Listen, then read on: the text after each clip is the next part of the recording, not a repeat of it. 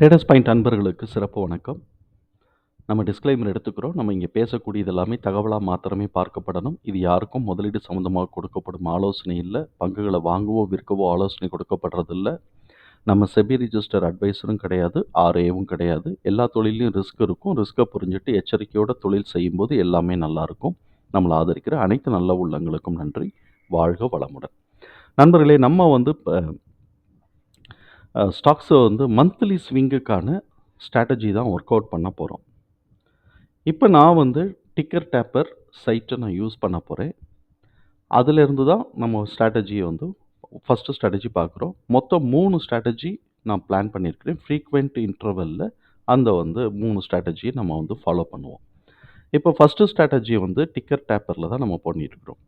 இதுக்கு முன்னாடி நம்ம ஒரு ஸ்ட்ராட்டஜி இப்போ போன வீடியோவில் ஒரு ஸ்ட்ராட்டஜி போட்டிருந்தோம். அந்த ஸ்ட்ராட்டஜி எப்படி நிஃப்டி நெட் ப்ராஃபிட் 4 குவார்ட்டரையும் நம்ம டோட்டல் பண்ணி அது கிரேட்டர் தென் இப்போ ப்ராஃபிட் டிடிஎம் நெட் ப்ராஃபிட் டிடிஎம்மோட கூட இருக்கா, அதே மாதிரி இபிஎஸும் கூட இருக்கான்னு பார்த்துட்டு அதெல்லாம் நம்ம எதெல்லாம் லிஸ்ட் பண்ண முடியுது அப்படிங்கிறத பார்த்தோம்.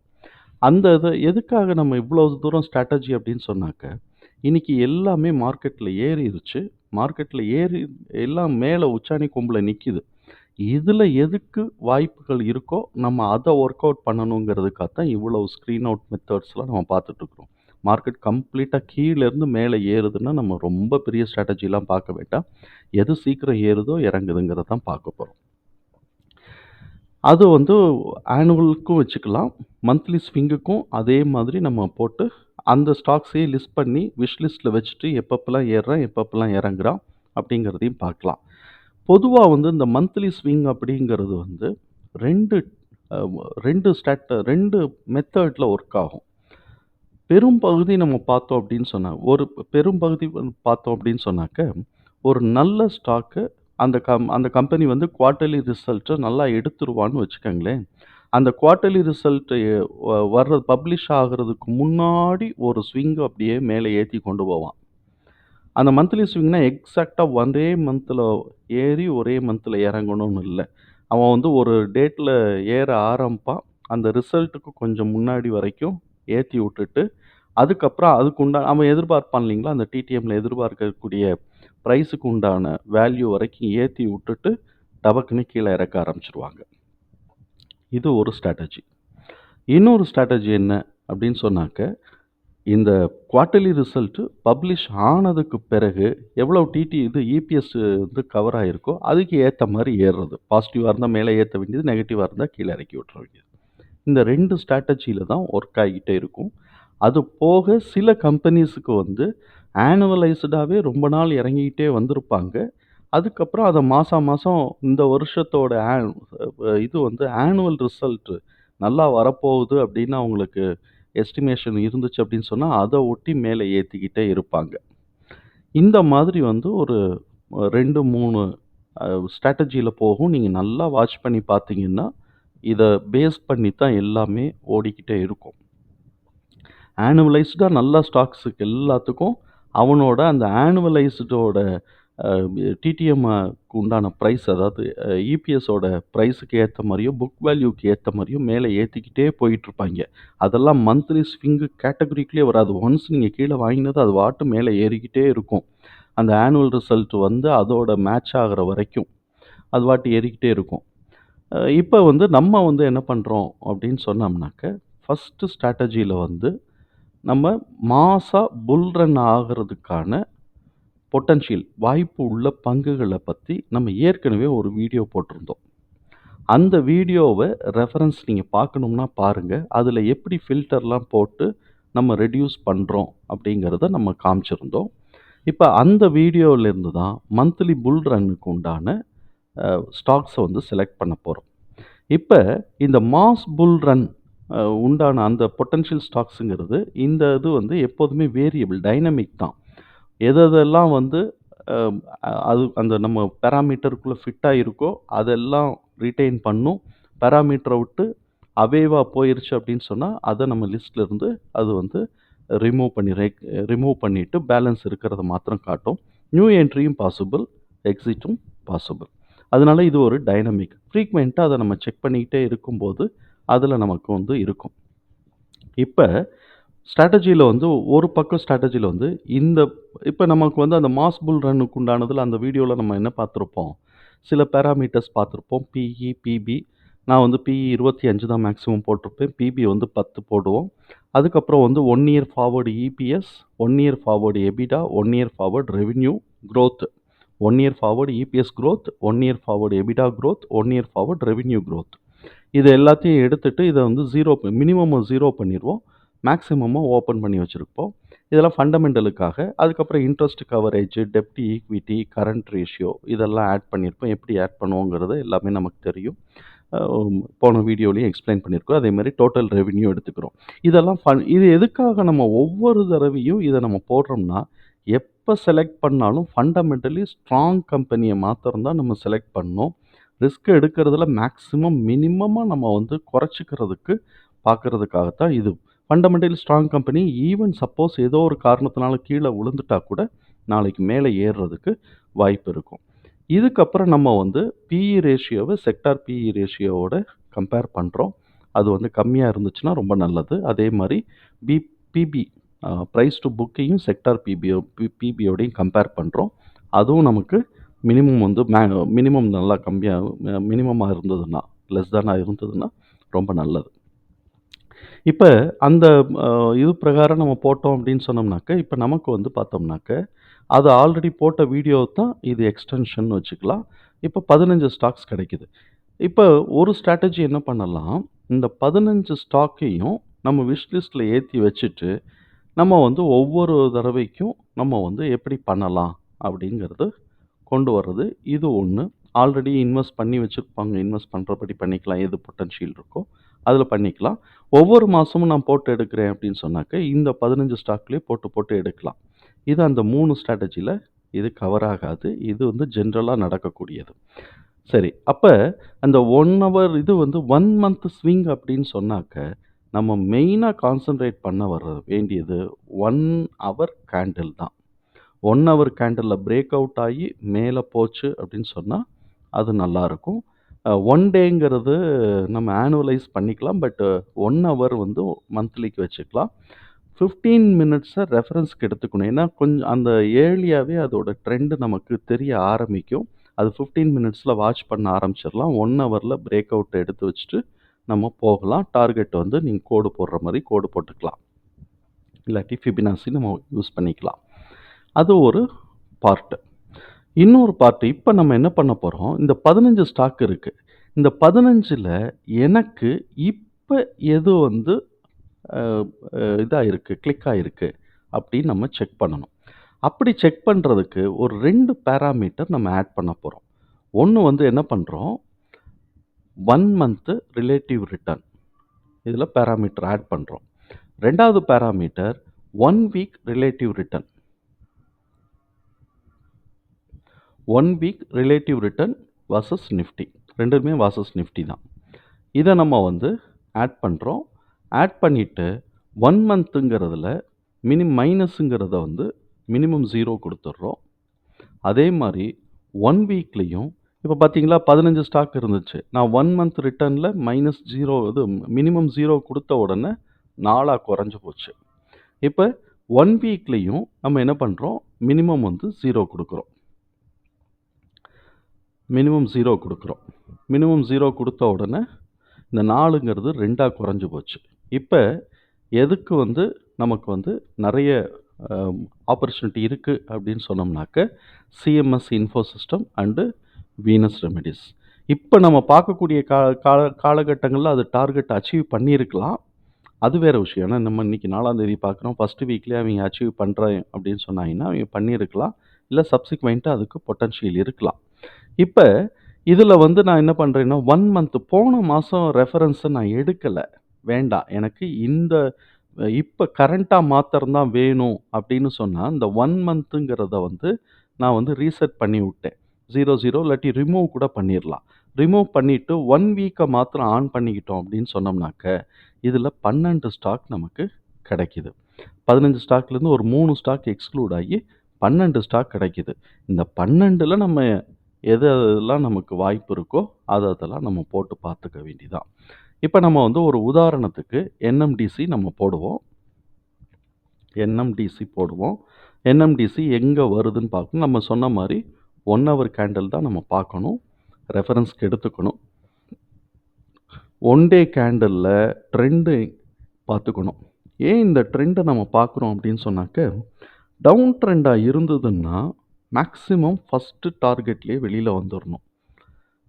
டவுன் ட்ரெண்ட் இல்லாம அப் ட்ரெண்ட்ல இருந்துச்சு அப்படின்னு சொன்னா 3 டார்கெட் வரைக்கும் வெயிட் பண்ணலாம்.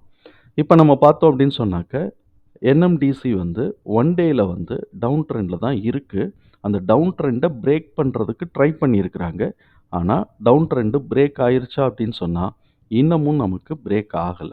சரி, இப்ப நம்ம வந்து இதுல வந்து இந்த கோடு வந்து மூவிங் ஆவரேஜ் கோடு சில பேத்துக்கு தெரியலன்னா, ஒவ்வொருத்தரும் ஒரு ஒரு சிஸ்டம் ஃபாலோ பண்ணுவாங்க. சில பேத்துக்கு தெரியல அப்படின்னு சொன்னாக்க, நான் ஃபாலோ பண்ணக்கூடிய சிஸ்டத்த நான் உங்களுக்கு சொல்றேன். இது என்ன அப்படின்னு சொன்னாக்க, மூவிங் ஆவரேஜ் நான் மொத்தம் 3 லைன் போட்டிருப்பேன். இது வந்து கிரீன் கலர் லைன் வந்து 13, மூவிங் ஆவரேஜ் 13. அ இது ப்ளூ கலர் லைன் வந்து மூவிங் ஆவரேஜ் 61. இது வந்து 200. இது 200 எல்லாருமே போடுவோம். இந்த 13 ஏன் போடுறோம்? 61 ஏன் போடுறோம்னா, ஃபிபனாசில நம்ம வந்து 61.8க்கு தான டார்கெட் பண்ணுவோம். அதனால இது வந்து 61. There is a logic.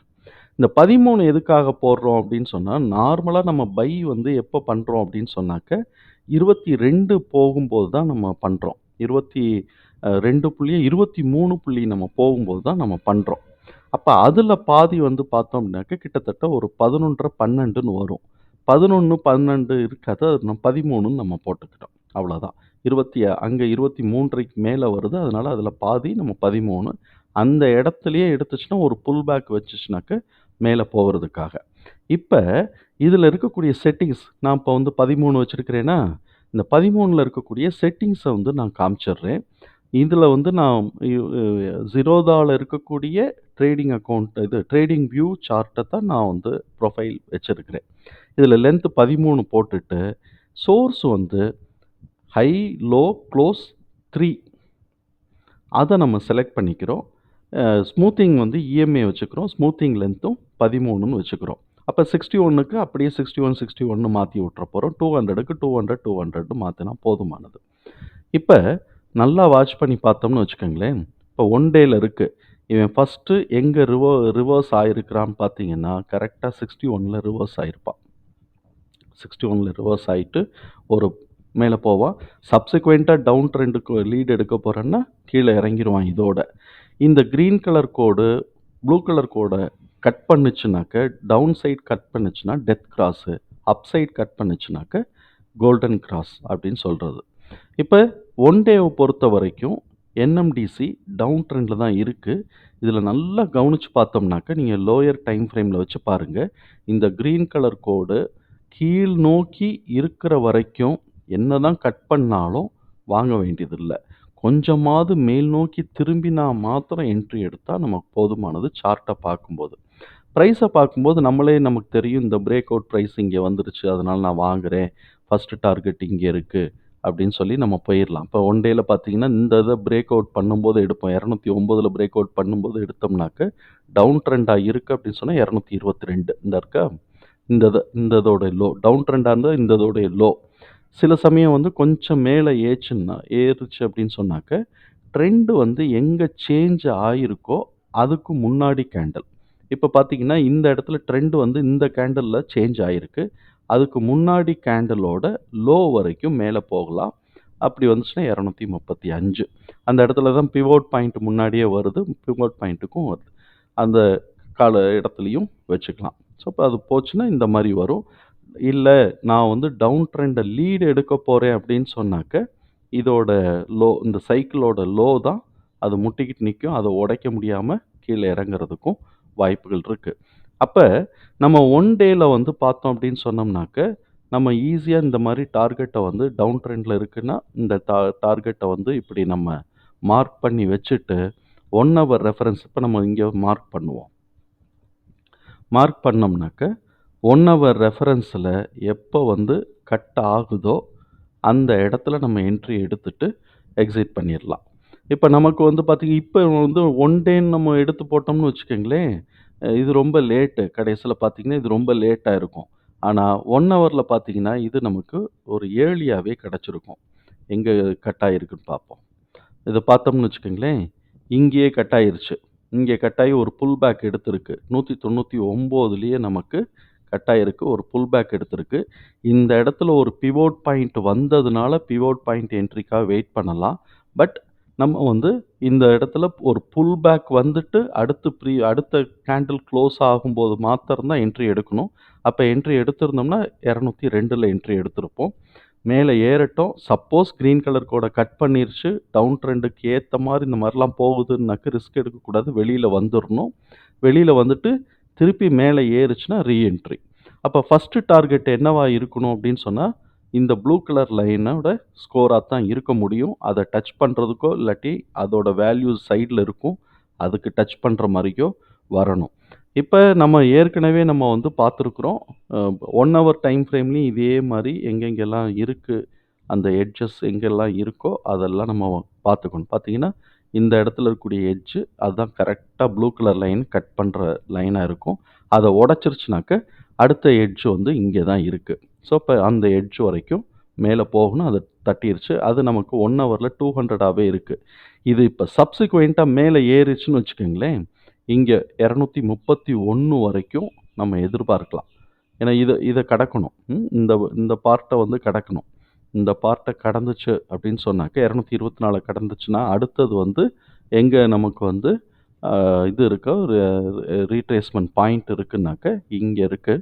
So, இப்ப 231லேருந்து 234 இந்த இடத்துல ஒரு கேப் இருக்கு. சம்டைம்ஸ் இந்த கேப் வரைக்கும் போகலாம். இல்லாட்டி இதோடயே திரும்பலாம். இப்படி வந்து நம்ம டார்கெட்ட ஃபிக்ஸ் பண்ணி வச்சுட்டு, 0 அலர்ட் குடுத்துரலாம். இப்ப இதில பார்த்தோம் அப்படின்னு சொன்னா, ஸ்டாக் அலர்ட் அப்படின்னு சொல்லிட்டு, இதுக்கு வந்து ஸ்டாக் அலர்ட்ன்னு குடுக்க முடியும். இந்த ஸ்டாக் அலர்ட் குடுத்தோம் அப்படின்னு சொன்னாக்க, நம்ம இதில எங்கேயோ இருக்கும். அத நீங்க பார்த்துக்கங்க. இல்லாட்டி அந்த விஷ் லிஸ்ட்ல போனோம்னாக்க, ஸ்டாக் அலர்ட் குடுக்கறதுக்கு ஆப்பர்ச்சுனிட்டி இருக்கும். நம்ம இந்த இடத்துல இந்த இது வரும்போது, கட் பண்ணும்போது எடுத்துக்கிறோம் அப்படின்னு சொல்லி நம்ம போய்க்கலாம். இத மாதிரி நம்ம வந்து இப்ப இதில 12 ஸ்டாக் இருக்கு. இந்த 12 ஸ்டாக்கும் ஏதோ ஒரு சம் டேட்ல, சம் வீக்ல மேல ஏறி இறங்கி போய்க்கிட்டே இருக்கும்.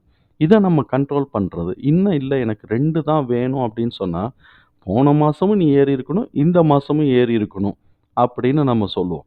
இப்ப இதில வந்து 1 மந்த் ரிலேட்டிவ் ரிட்டர்ன் மினிமம் 0 நாம் பண்றோம். மினிமம் 0 பண்ணிக்கிறோம். போன மாசமும் ஏறி இருக்கணும், இந்த மாசமும் எனக்கு ஏறணும். அப்படி பண்ணோம்னா 2 வருது. இந்த இடத்துல நம்ம வந்து என்ன பண்றோம்னாக்க, வீனஸ் ரெமெடிஸ முதல்ல போடுவோம்.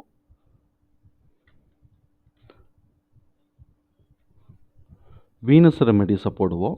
இதில பார்த்தோம்னா, இப்ப நமக்கு 2 ஸ்டாக் வந்துருச்சா, Venus remedies and CMS info system. இன்னைக்கு கூட அவன் டிவிடெண்ட் குடுத்துருக்காங்க. எனக்கு ஒரு ரூ. 50 கிரெடிட் ஆயிருக்கு. இப்ப வீனஸ் ரெமெடிஸ் வந்து எடுத்து வச்சிருக்கிறோம். அதே மாரியே நம்ம வந்து செக் பண்ண போறோம். அப்படி செக் பண்ணும்போது, ஃபர்ஸ்ட்டு நம்ம வந்து ஒன் டேல பார்க்குறோம்.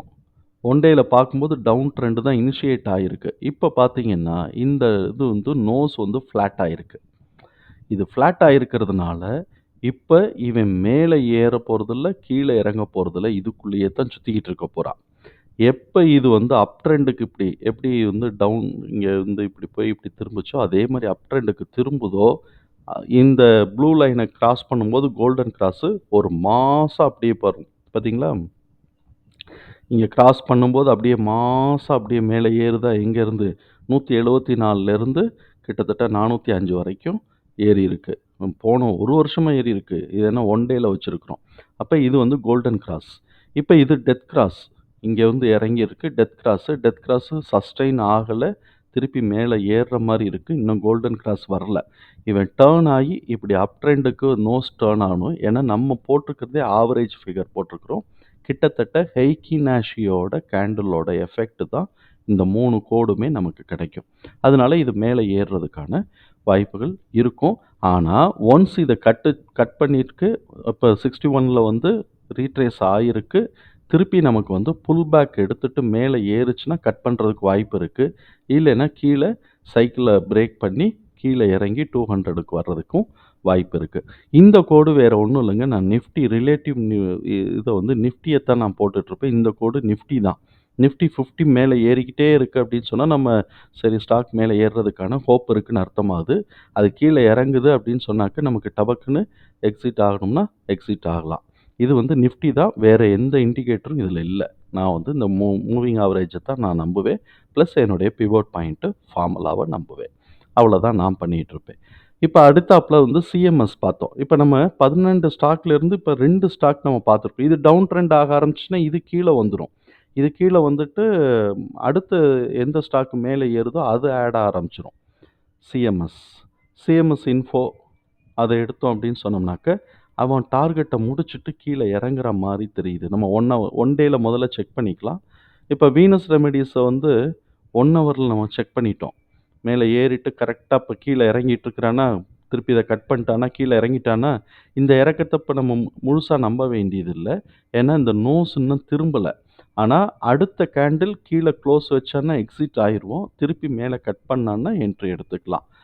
இப்ப இது 2ம் சேர்ந்து அப்படியே வரும்போது, ஒரு நமக்கு வந்து ஒரு மாஸா ஒரு பூஸ்ட் கிடைக்கிறதுக்கான வாய்ப்புகள் இருக்கு. ஆனா, இப்ப அவன் வந்து இந்த சைக்கிள பிரேக் பண்றதுக்கான வாய்ப்புகள் இருந்துச்சுன்னா, அந்த சைக்கிள பிரேக் பண்ணான்னா, அவன் கீழ அந்த ப்ளூ கலர் வரைக்கும் டார்கெட் வந்துட்டு தான் திருப்பி கீழ மேல ஏறுவான். அப்ப எவ்வளவு 346 இருக்கு. அவன் இந்த சைக்கிள பிரேக் பண்ணிட்டான். நோஸ் கொஞ்சம் டவுன் சைடு டர்ன் ஆயிருச்சுன்னா, இந்த ப்ளூ கலர் டார்கெட்ட கண்டிப்பா அ மேக்ஸிமம் கண்டிப்புன்னு சொல்லல. மேக்ஸிமம் இத டச் பண்ணுவான். ஆனா, இது டச் பண்ணுவான்னாக்க, இது ஸ்டாட்டிக்கா இருக்காது. அது கீழ இறங்க, இதுவும் மேல ஏறிக்கிட்டே இருக்கும். அதனால இந்த ப்ளூ கலர் கோடு எங்க வேணாலும் எந்த சைக்கிள்ல வேணாலும் வந்து நிக்கிறதுக்கான வாய்ப்புகள் இருக்கு. அ ஏன்னா இது ஸ்டாட்டிக்கா இருக்காது. இந்த இந்த இடத்துக்கு இது வரும்போது, இதுவும் இந்த இடத்துல மேல ஏறி நின்னுட்டு இருக்கும். அதனால அதையும் நம்ம பார்த்துக்கணும். இப்போ 15 மினிட்ஸ்லலாம் பார்த்தீங்கன்னா, கொஞ்சம் நீங்க அத வாட்ச் பண்ணிக்கங்க. பார்த்தீங்களா? அவன் பாருங்க, இது முடிஞ்சோனே இவன் மேல ஏற ஏற அவனும் மேல ஏறிக்கிட்டே இருக்கான். கீழ இறங்க இறங்க இவனும் மேல கீழ இறங்கி இவன் மேல ஏறிக்கிட்டே இருப்பான். அதுக்கப்புறமா ட்ரெண்ட் வந்து சேஞ்ச் ஆயிட்டே இருக்கும்.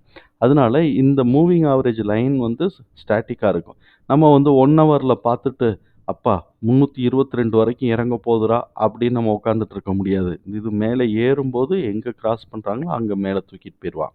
அதுக்கடுத்து சிஎம்எஸ் இன்ஃபோ. நம்ம வந்து 1 ஹவர்ல வச்சிருக்கிறோம். முதல்ல 1 டேல ரெஃபரன்ஸ் எடுத்துக்குவோம்.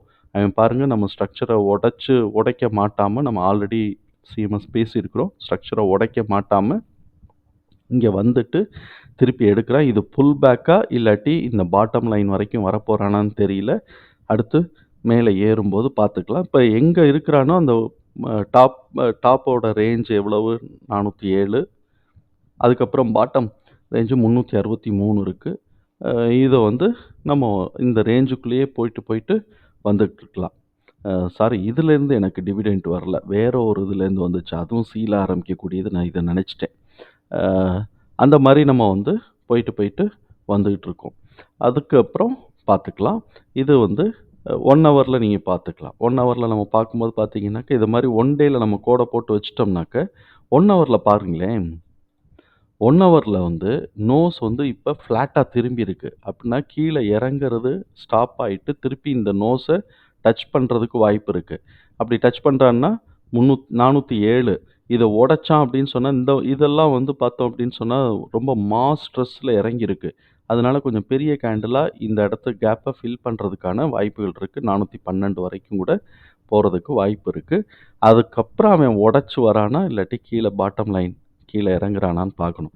மேல ஏறுனான்னாக்க, இதே தான் எல்லாமே 1 ஹவர் டைம் ஃப்ரேம்ல வச்சுட்டு, கீழ வந்து அப்படி கட் பண்ணும்போது, அப்படியே நம்ம வாங்கிக்க வேண்டியதான். மேல வந்து பாட்டம்ல இது வந்து ட்ரெண்ட்ல இது டார்கெட் லைன், ரெசிஸ்டன்ஸ் லைன வரைஞ்சிட்டு, அங்கே வந்த உடனே குடுத்துட்டு, வெளியில வந்துர வேண்டியதான். இதுதான் இது வந்து ஃபர்ஸ்ட் ஸ்ட்ராட்டஜி. அதாவது ஃபர்ஸ்ட் ஸ்ட்ராட்டஜிங்கிறது லிஸ்ட்டுக்கு தான். மத்தபடி டெக்னிக்கல் அனாலிசிஸ்லாம் ஒண்ணு தான். லிஸ்ட்டுக்கு தான் ஃபர்ஸ்ட் ஸ்ட்ராட்டஜி. செகண்ட் ஸ்ட்ராட்டஜி நம்ம அடுத்த ஒரு வீடியோல நம்ம பார்ப்போம். தகவல் நமக்கு பயனுள்ளதா இருந்ததுன்னா, சங்கருக்கு ரொம்ப சந்தோஷம் தான். நம்மள ஆதரிக்கிற அனைத்து நல்ல உள்ளங்களுக்கும் நன்றி. வாழ்க வளமுடன்.